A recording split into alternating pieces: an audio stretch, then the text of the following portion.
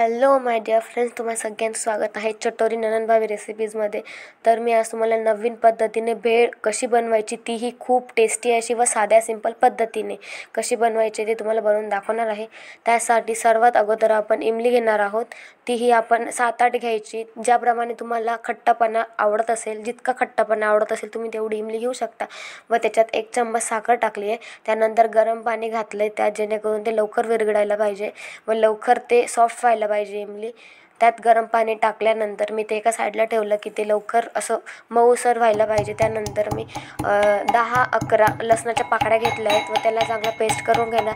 जितक्या आपण लसणाच्या पाकळ्या घेणार ना, तितकाच चांगला टेस्ट हा आपल्या भेळमध्ये येईल. त्यासाठी मी एवढ्या लसणाच्या पाकळ्या घेतल्या.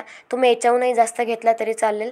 त्यानंतर मी त्याचा पेस्ट बनवून घेतला व ते एका वाटीमध्ये काढून घेऊयात. मी तो काढला आहे.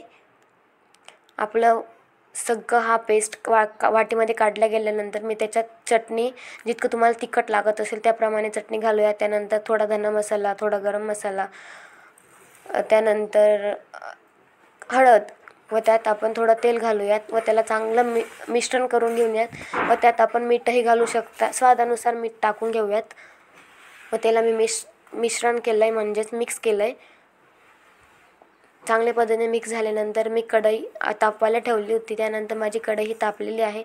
त्याच्यानंतर मी हे जे मिश्रण तयार केलं होतं, जे लसणाचं व तिखट चटणी वगैरेचं बनवलेलं, ते त्यात टाकलं व थोडं हाय फ्लेम बारीक फ्लेम करता करता ते चांगलं आपण हलवून घेऊयात.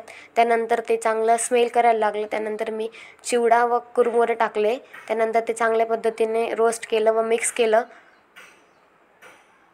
ते आपण गार करायला ठेवूयात. त्यानंतर मी बारीक कैरी चिरली, बारीक टमॅटो, बारीक काकडी, त्यानंतर बारीक कांदा व त्यानंतर कोथिंबीरही चिरून घेतली. व आपण जे गार झालेले आपल्याले जे कुरमुरे होते त्यानंतर त्यात सगळं मिश्रण टाकलं, जेणेकरून आपण जे कट केलेलं होतं, जेही व्हेजिटेबल्स कट केले होते ते आपण मिक्स करून घेऊयात. त्यानंतर आपली इमली ही चांगली सॉफ्ट झाली होती. तिला मी पाण्यात चांगलं असं मिक्स करून घेणार व त्याचं पाणी साईडला काढणार.